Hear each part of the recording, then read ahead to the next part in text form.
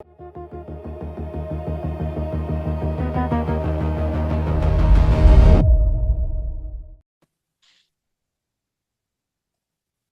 everyone. Welcome back to the show.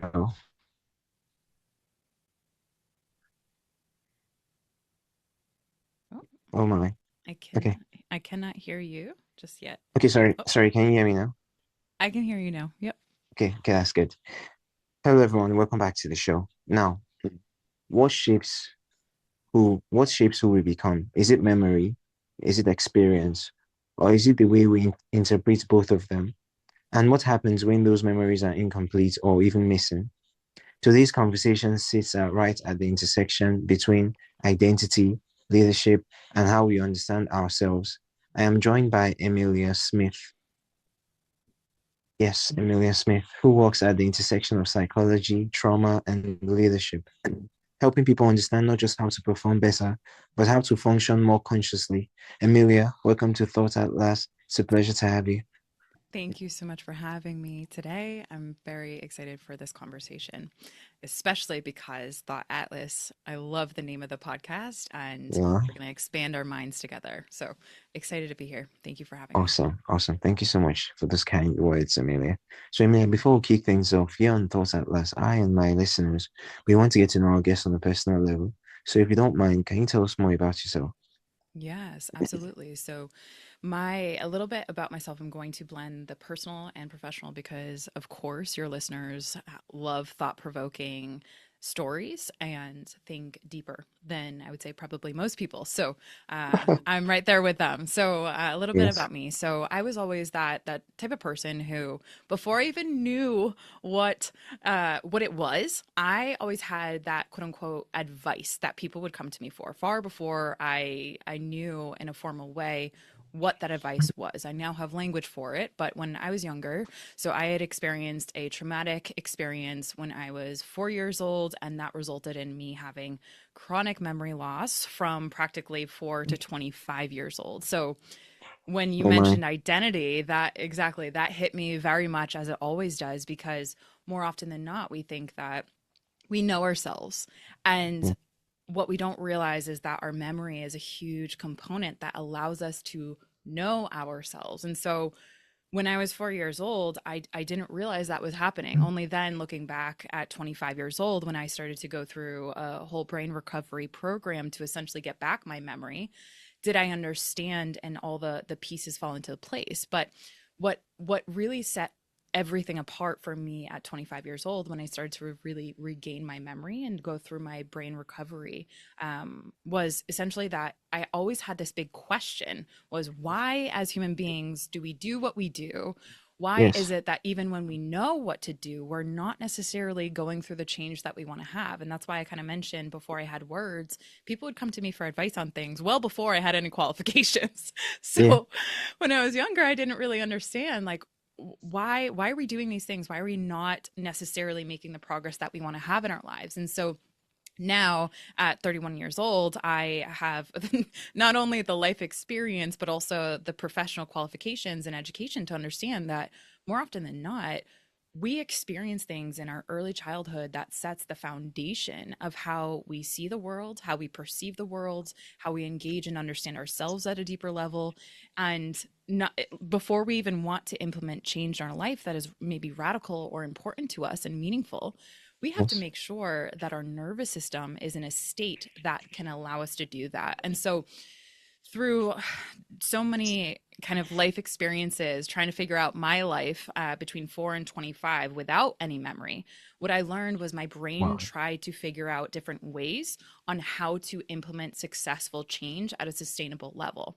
And so I began applying that not just in theory, but in my own life. And then through the businesses that I developed from there, and then through the leaders, the entrepreneurs, the high performers, peak performers that I was working with. And so now what is Evolve and Evolve Ventures today was just a dream for younger Amelia, who was just with these big questions on trying to understand life at its deepest level. So now what I do kind of sits at the intersection, as you mentioned, the working with decision makers, key leadership players in their fields of their industry to really make sure that they have not only the results in their life that Yes. help impact them at the deepest levels, but ultimately under high pressure, high stakes, where and how can they implement change in a way that is sustainable for them, their businesses, maybe their high performing teams, et cetera, et cetera. So that allowed me to build what I have today and speak with amazing human beings about what we do. And so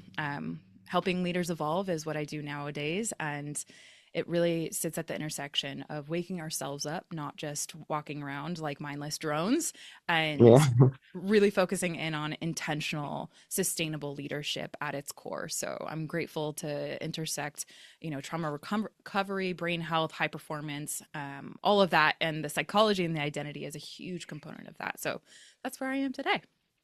Wow, awesome. Amelia, first off, I'm so sorry you had to go through such a traumatic experience at a very tender age. And Mm, secondly, thank you for, letting us get to know you better, for telling us your story. And once again, welcome to Thoughts at Last podcast.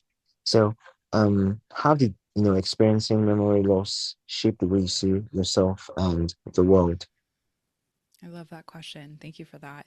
So having I think it's kind of ironic because when you have memory loss, you don't really realize, or at least this was my experience, I Yes. didn't really realize I had memory loss that was in an abnormal way. That was a result of my trauma, like I said, until at 25 years old. It really, what it just showed up was, oh, I forget this and I forget that. I forgot where my keys are. Like, where's my phone? It's in my back pocket. Or, oh my goodness, okay, I'm going to study for this huge exam in my undergrad and do this and do that. And I don't know, I don't have that certainty that I realize in comparison to my peers, be it from a young age to in an academic setting or professional setting. A lot of things Yeah. came easy for a lot of people. And I would look around and be like, why is it so easy for everyone? And what I realized at 25, as I started to really undergo a brain recovery program, was understanding that it is memory. And memory was the thing that essentially was robbing me of what seemed to be available for everyone else. So a key example of this was when I was studying for undergrad or for in my undergrad, and I had to spend way more time and create different methodologies of recalling things and searing things into my memories so that on a whim it would come up and be available for me and I could crush Wow. the academic setting. So how that shaped my world was, number one, it was almost really sad and disheartening to recognize that I had gone through my whole life practically at that time and not one person said, "Hey Amelia, you seem to remember, like, forget a lot of things and not have your memory really working for you." Not Oh one my. person, not one person said we should go get that checked out. And so it shaped my world in a plethora of different realms. And one of the most profound ones was that we as human beings struggle and have adversity and experiences that shape us. But it only takes someone with a very keen eye to see what other people might not see. And so the struggle that I had, it wasn't tangible, right? It was in between here. You only saw the tangibility of it when you lived with me because I would be the annoying person that would always be forgetting things, forgetting to Yes. turn off the lights, forgetting where I parked my car, even forgetting people would be like, "Oh, what's your name?" And I'd blank out. So it shaped my entire life experiences to have a ton of empathy and compassion for people at a level that I didn't realize I even had accessible. And so that now trickles into everything that I do today because I now realize a lot of what people are struggling with on the surface, there's such a deeper root underneath that far few people truly understand. And so the struggle that all of us are going through, we only have a little piece of that knowing. And so when we can understand about ourselves and maybe what's happening inside, right? I always say this, you break an arm, people know, like, oh, and then you get that sympathy, the Yeah. compassion, the Yes. empathy, right? You break a leg or you have a blatantly traumatic experience that changes something. Like I have a burn victim that I'm thinking about. But when something happens to you and it rewires your entire brain to perceive the world totally differently, no one knows that unless they have the professional experience to name that. And so as I've seen the depths of this, what I call inner world, play out from a Yep. performance standpoint with leaders, there's a lot of correlations between leaders that are in a position of authority and power that have something profound and adversity that they've gone through and had to figure it out to be able to perform at the levels that they do. So in so many different ways has it shaped my experience, and I'm now on the other end of what was seen as initially a limitation. Now it's like develop these ways of approaching problem solving, decision making, high performance in a totally different way that had I not gone through those experiences, I would never have available to me. So now I have a grit and work ethic and compassion and empathy and emotional intelligence, social intelligence that had I not Yes. had the lapse of memory and identity. So I always loved saying, what often becomes our greatest limitations, if we can see it from a different frame or a growth minded perspective, often becomes the skyscrapers that change the world. So that's one of many ways. Thank you for Wow. the Thank you question. so much for that. Thank you so much for that wonderful response. And to add to everything you said, Amelia, like you said, when you break an arm, it's very much visible. People want to care for you and help you recover, or you Yeah. break a leg. But if your heart is broken, or you have some issues mentally, I mean, nobody notices. I told my friend something. I said it's way more easy to heal from, a physical trauma than mental trauma. He was like, what do Yeah. I mean? I was like, bro, if you break an arm, just probably a few months, there's even a possibility that your arm could even come back stronger because Yeah. it really wants to break again. I mean, with proper medical care and whatnot. But bro, you could have mental trauma. You won't even be aware that you have a mental trauma. And it can get to a point where it could get so worse that could affect your relationships, affect your work, affect other aspects of your life. And even after, let's say you find out that, okay, I have some trauma, and I think that trauma is actually holding me behind or holding me Mm-hmm. back. And you start working on that trauma, it's still going to take a very long time to actually be able to, kind of like resolve the trauma. There's even a possibility that you may never actually be able to. So it's the reason why you always need to, monitor your mind, watch your mind, check what's happening. Okay, I feel this certain way. Why do I feel this way? And I also explained to him that, having emotions, feelings as a human being, it's not a bad thing. It's not something to get rid of. It's a Mm-mm. feature of being a human being. It's not a bug. And I was like, okay, think of it like this. It's like the occupational hazard of existing on this planet. I mean, there's no way Mm-hmm. you even if you're neurodivergent, you still have emotions at the end of the day, maybe just on a Yeah. different spectrum. So yeah, I totally agree with you, and I'm glad that you've been able to go through all this and come out and talk and be winning at life, and it's just absolutely wonderful. So I love that you yeah, say that. Yeah, yeah, yeah, and I appreciate that. It's anyone that's been through adversity that has taken their own journey to really see that adversity as their advantage.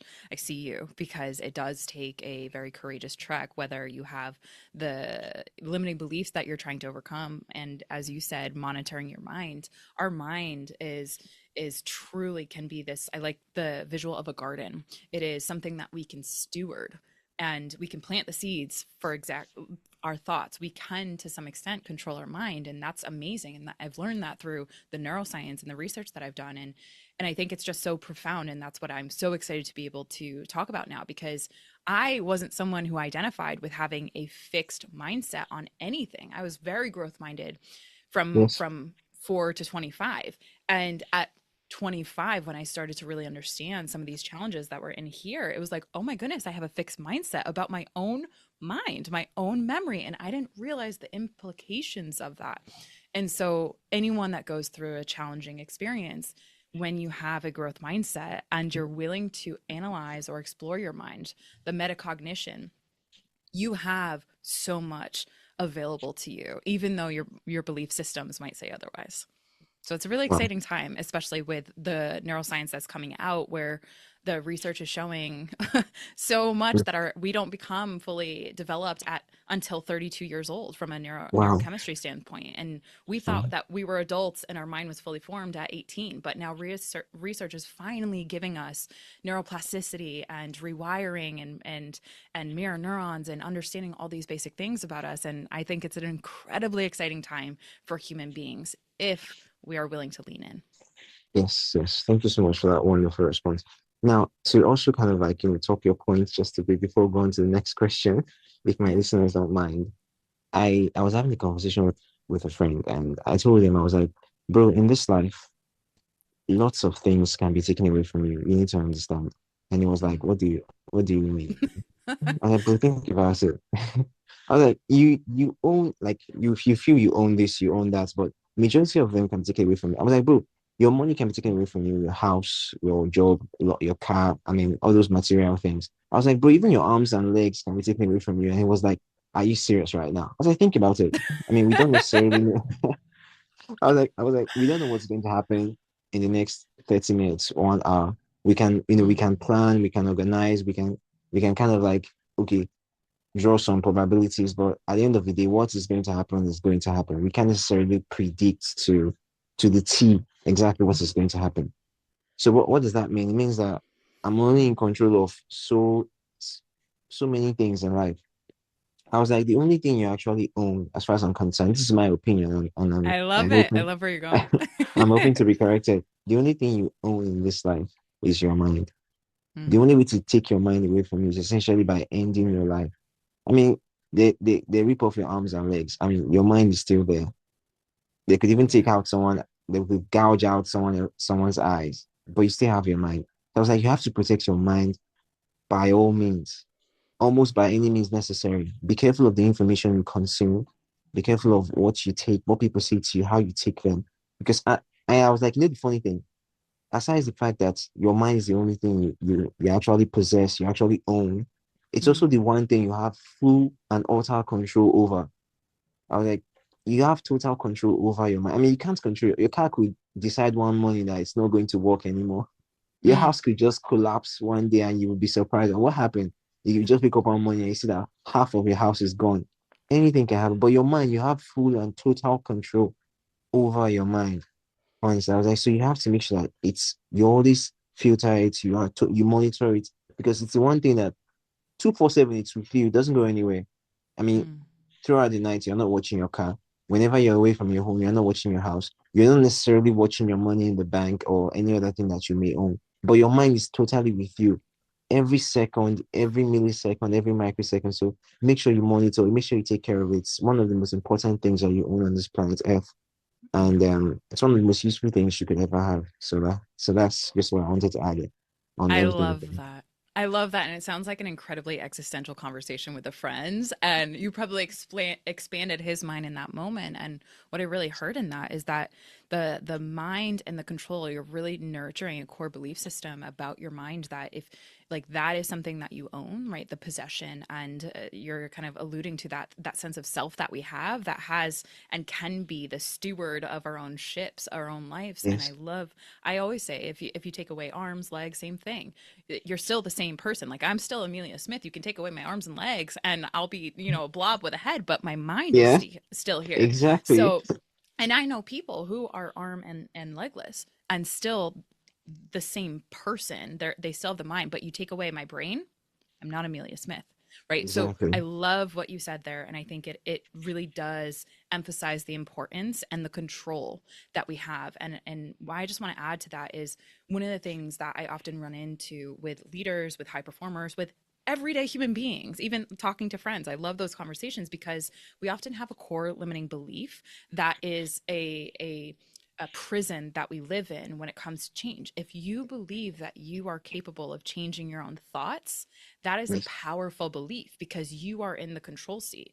Most people have a belief system that they are powerless to change and therefore develop a victim mindset through that. And that it becomes one of the reasons why they're not succeeding or they're not evolving in the way in which they want to have change. And the only thing that can take away from your mind is that's where substances really start to dull down your mind, right? There are poisons to our mind, and we can talk about everything from toxic stress to specific uh, strains of alcohol, but we don't need Yes. to go there. But at the end of the way, like we can dull down our mind or we can encourage it to become higher performers. And I think that that's just to what you're saying. When you have friends that also have that belief system that we are not powerless to change, we are actually the power centers of stewarding our own mind, that is like so huge. So it sounds like you have a huge growth mindset, and your Yeah. friend, Oh, man, he's lucky yes. to have you. Yes, I actually do. I mean, Love that. I just love how we're having a natural conversation. So let's just continue that way. I think our listeners are, 100. as I kind of, like, they're enjoying it. So he then asked me, so what are some things I can do? Because he was like, I need techniques to know how to be in charge of my mind. Because it's Mhm. easy to just adopt a belief, even a belief that is detrimental to you, and you get to a point where the belief will end up destroying your life, even without your permission or Correct. your knowledge. And I was like, well, when it comes to belief or beliefs, this is what I think. And I read this in an article I saw one time on X. The Mm, article said you should treat beliefs as tools, not as identity. When a mm, tool becomes obsolete, what do? You throw it away and you get a new one. For example, let's say a belief is like a hammer. When your hammer becomes obsolete, becomes, or you notice that it's no longer functioning the way it's supposed to, what do? You throw the hammer away and you get a new one. I was like, so mm, treat your beliefs like that. Don't treat your beliefs as an identity. Because if you treat your belief as an identity and someone comes and lays an argument that basically makes your belief baseless, you feel attacked? And when you feel attacked, what do? You go into defensive mode. yeah. You might even resort to physical altercation. But Mm, when you treat your belief as a tool and somebody brings an argument that kind of questions your belief or makes your belief, especially when it's religious, mm, and mm. yeah, makes your belief kind of like baseless, you become open-minded. You want to understand why. So are you trying to tell me that what I've believed, what I learned from my parents, it's all bullshit? Sorry, sorry, I'm sorry. Is that what you're trying to say? I mean, you get to the point where you just want to hear the person out. You're like, okay, what do you have to say? Prove to me why you think my beliefs are not realistic, or it's propaganda, or what have you. So I think Mm, I was like, that's one of the techniques. Also, one other thing you should try to do is be open-minded to listen to any kind of idea, no matter how crazy it is. I once mm, spoke with a guest that said he was like, he has joined a coalition that is trying to convince the US government or Congress to actually take control of, you know, the narcotics and heroin, cocaine, take control of the market and become the cartel essentially and sell it to the addicts. I was like, bro, are you listening to yourself right now? you want you want the US government and every other country's government to replace the cartel. mm. He was like, well, think about it. It's going to reduce overdosing. It's going to stop the crime. And I mean, who would be crazy enough to go and buy drugs from the government? I mean, who would do that? And I was like, wow, wow. That's an interesting perspective. Yeah. You can imagine. So, I mean, think about it. I'm talking to you on a very small rectangular device. I mean, 99, let's say 100 years ago, like 100 years ago, Yeah. 99.99% of human beings would never have conceived this idea that I will be able to talk to somebody miles away, thousands of miles away, oceans away on a very tiny device. And Yeah. it will be as if I'm right there with them. I'll be able to connect with them.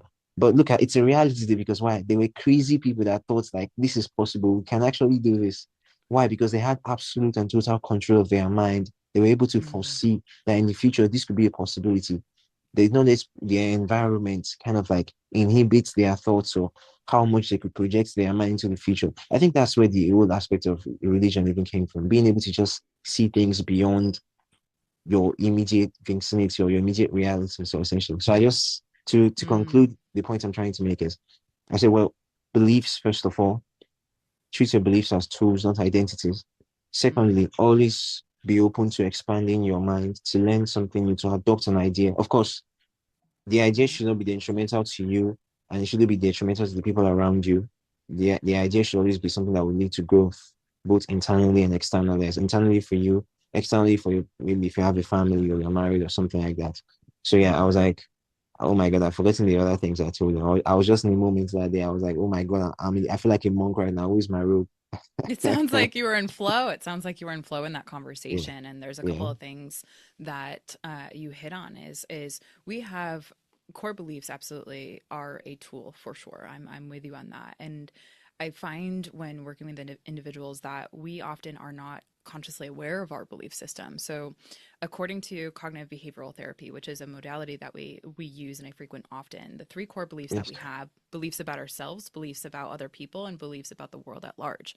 And so, if you have a core belief about yourself that you can't be open minded or you're powerless to change, that's going to close down your mind to prevent that open mindedness that you have, even to someone who you might not even agree with, have Yes. totally different minded expansion. And so, that is, from my perspective, one of the most powerful capabilities that we as human beings have. We have the ability to do metacognition, think about our thinking, and then be able to change it, right? And we are the Yes. tool masters. But if we're just throwing away those tools because they no longer work, one of the things that I often see people forget about is how, when they had that core belief system running in their minds, we have anywhere from 60,000 to 90,000 thoughts per day. And the Wow. amount that are repetitive and that are negative literally create grooves in our neural chemistry. And so, Yes. one of the things that I see when people throw away the tool, for lack of better words, or try to get rid of a belief, their nervous systems are still stuck in the fusion with their belief systems. And so I love how you can bring that visual to throwing out the tool. And on a Yes. nervous system level, I think what is also really helpful for this conversation is making sure that we're also bringing our nervous systems with us, and not like throwing out the nervous system that is in a Yeah. habitualized pattern, but rather Yes. like really understanding where our nervous system might actually be preventing us from adopting a new tool or adopting a new belief system. And that's where I think the work about ourselves at the like chemistry level and everything that are our systems that operate us, that either allow us to be on autopilot or to be open-minded to new belief systems, and Yes. the center point of our change. I think that that's so profound. And I think it truly is an incredible time, because your mind, right, what consists of your mind? That's a debate that's been hot since Aristotle. Right? Like, so Yeah. Yeah. but I think the exciting time is the fact that now we have even more science that can help us carve that path forward and carve a way forward. So there's so much in that.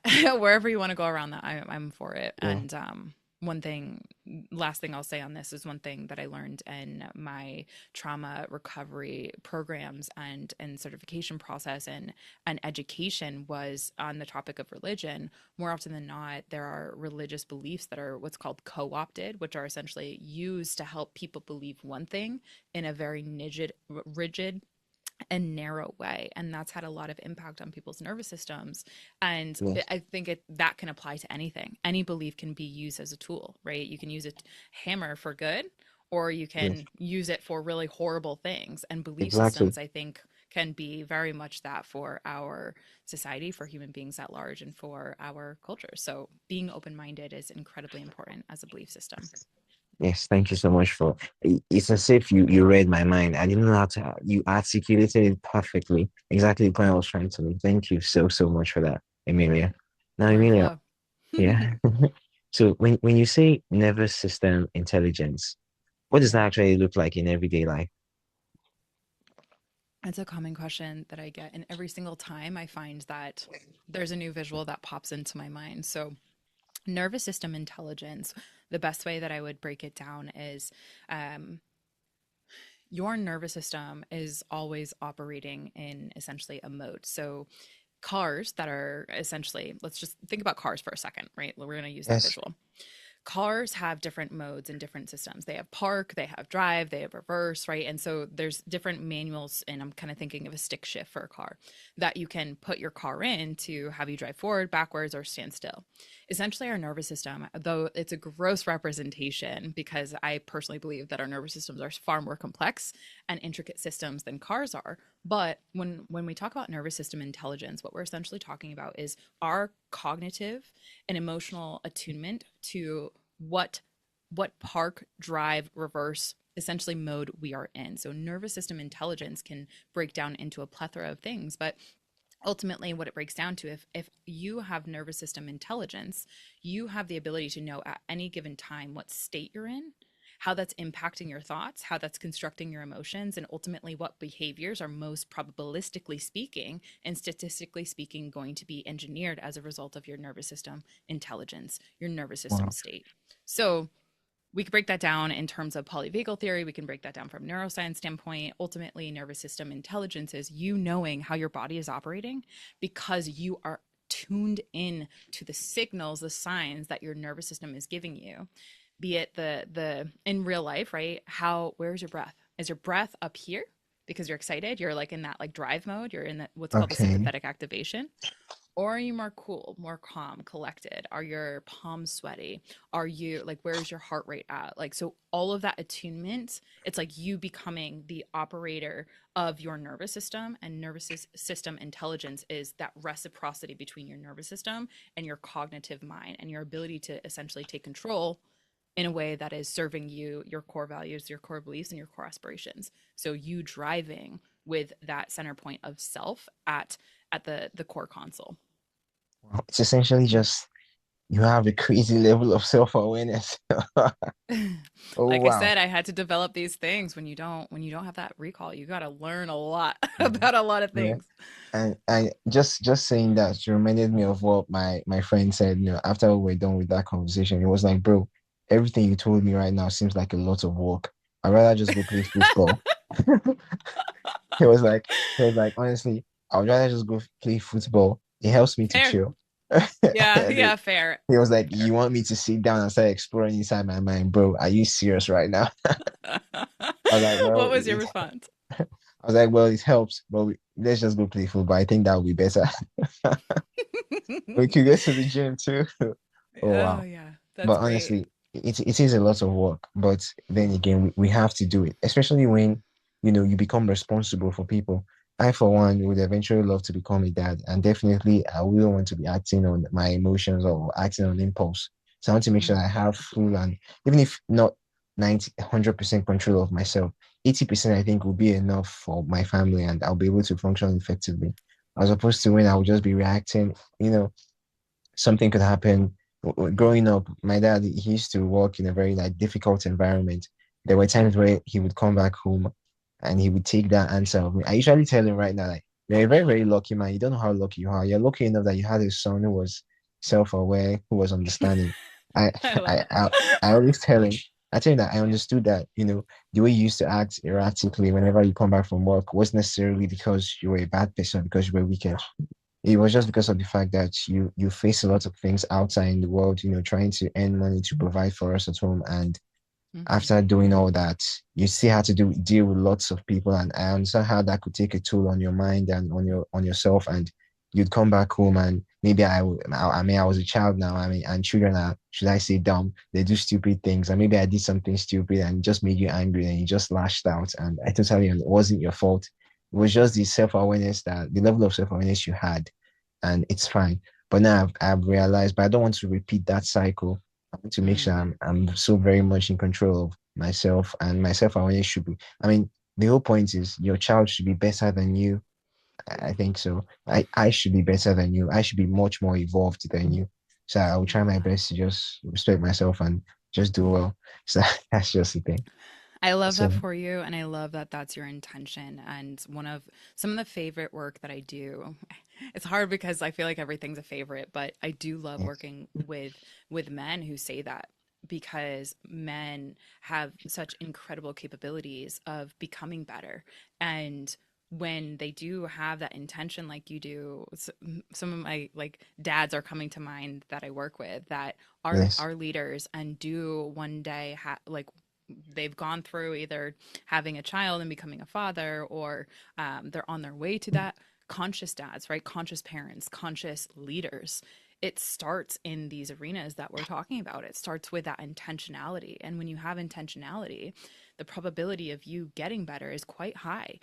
And to that football conversation with your friend, it does require work. And that's one of the hard things that a lot of people don't like to face. But what yes, if that work was worth it? What if one day you look back and you're looking at your child, and as a dad now, you have a reactive moment where your nervous system wants you to flip out or scream and just has a reaction, right? We're human beings, we can yeah, react, but you have a conscious part of yourself that's saying, hey, we're feeling this reaction coming up and bubbling up in our nervous system. We're feeling the hot, we're feeling the fumes, like picture like steam just pouring out of you. but Yeah. we know how important it is to be and stay calm and regulated for this child to grow and to not internalize that level of behavior. And so that moment, right, that is where all of the hard work is going to be worth it. And the fact that you have that intention sets you up for success because now you're able to learn about it, right? And most importantly, what I always tell my clients is get on the field and practice, because practice Yeah. eventually becomes the repetition that your nervous system in a deprived state, when you're a new parent, right? Like I work with new parents too. When you're in a deprived state of sleep and stress and maybe financial pressures or whatever it is, right? There's more stress on you than you can even imagine. And so Yes. your nervous system is going to revert to your training. And if there's no training, there's no practice, you haven't gotten on the field and actually been in the arena, whew, that's where the challenge comes in. So Yeah. I'm super excited for you for that, because the intentionality is where you set foot in those arenas. Yes. Thank you so much for your kind words, Amelia. And it's like I said, at the end of the day, your mind is your greatest asset. Aside feeding it information, you have to make sure you compartmentalize and arrange your mind, make sure it's in order. You don't want to overload and kind of explode. Right. Honestly, the earth is such a beautiful place. There's a saying we have in my country, you know, Mm. life isn't necessarily difficult. You know, life is. I mean, look at the animals. They're just basically. Yeah. I know it's not like it's beautiful. There are some parts of nature that are ugly, but it's all about the biological importance. So you have to see the beauty and the biological importance of everything that these animals that they do. But the other thing is, we usually say, life is not difficult. It's human beings that are difficult. I couldn't agree more. It's the difficulties that we make for ourselves. Yes, Yes, exactly. it's I'm human beings with that you. are difficult. Yeah, that's because human beings are not really as empathetic as we try to claim to be. But what to Mm. do? We just have to, I believe we're evolving. As time goes on, we get better. That's what I think. So it's just there for each and every one of us to, take a step and be better. So I'm just trying to play my parts. You're doing your part. I appreciate that, Yes. because my mission at its core foundation is evolving human consciousness.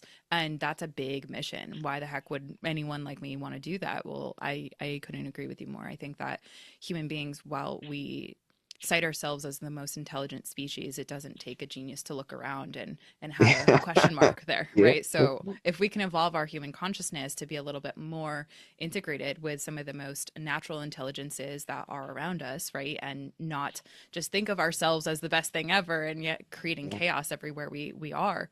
I do believe that there is going to be a better world for our future children. There is going to be a better world for the future animals, children, right? And our plants and species that we rely Yes. on in order to survive. So I'm with you, and we're just doing our part. And one of my favorite human beings that's influenced my work so deeply. You might know of her, have heard of her, Jane Goodall, someone who is very often cited as really encouraging people to recognize that we are all visitors in this world and we all have the ability to make a difference. And no matter how seemingly small or meager that difference is, it does add up. And read The Compound Effect and you'll know exactly the compound effect of small choices, like having a Thought Atlas podcast, to believing in people, to having conversations with friends like that and encouraging them to put in the Yeah. hard work, because it's not just about us. We have a bigger future that we are connected to and intricately a part of, to creating a better future for the future children, the future generation. So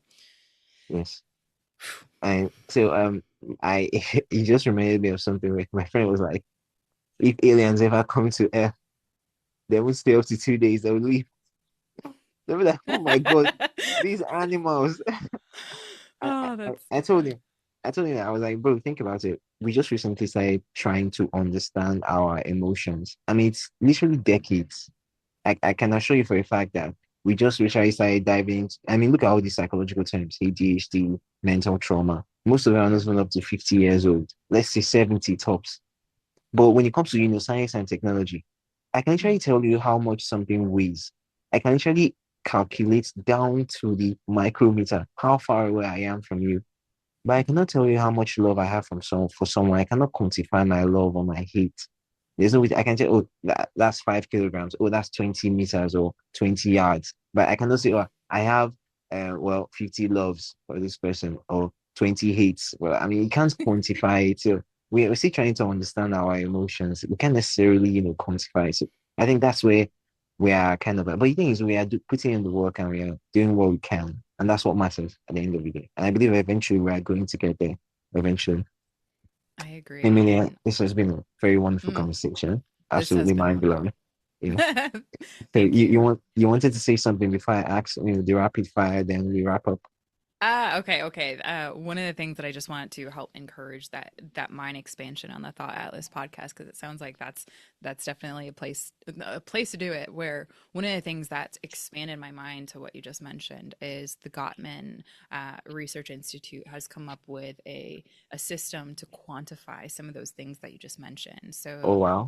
John Gottman, he's a researcher. He and his wife are researchers in more of the like intimate relationships area. And I also do work with couples with my partner, and that's been fascinating because those things kind of come up. I love what you said there because the sentiment is true. Like, how many loves do I have for my partner? But the bid Yes. system, for every one positive bid, or for every one negative bid that we have, meaning a moment of disconnection between human beings, we Yes. we need at least five positive bids of reconnecting Oh in my. order to kind of level set that. And so I often joke with my partner when we're doing work with couples that I aspire to have the relationships in my life have, for every one negative bid, meaning one moment of disconnection, I put a Yes. hundred positive bids on the table because that's the type of human that I want to be in this world. And I believe that we are all capable of being humans that can stack the positive bids with the relationships that we deeply care about and deeply love, and those that we might not even agree with. And I think that more of that, to what you spoke earlier about emotional intelligence and empathy, we have so much available in terms of empathy. We just have so little of the courage to access it. So I want to encourage that mind expansion and also that heart expansion, because I do believe that we all need that a little bit more. So let's rapid fire this, and I appreciate you giving me the time for that. Okay, awesome. So for the rapid fire, you can either answer with a phrase or a sentence. And I want you to know that if you cannot speak one option or the other, you feel you want to pick both options, that is available. So you can pick both options if you feel that's the correct answer. So the first one is control or awareness. Awareness. Yeah, I agree. Because I mean, you can't control something you're not aware of. So awareness. Logic or emotion. Emotion, because emotion is logic. Oh wow. I would have said you should break that down, but man, time. Or is there where you can say it in like 5 seconds or a minute? hmm we construct our emotions. Oftentimes, logic is embedded with that construction. Oh, wow. It even becomes more vague. I love it so much. Okay, moving on. Performance or stability. Mm.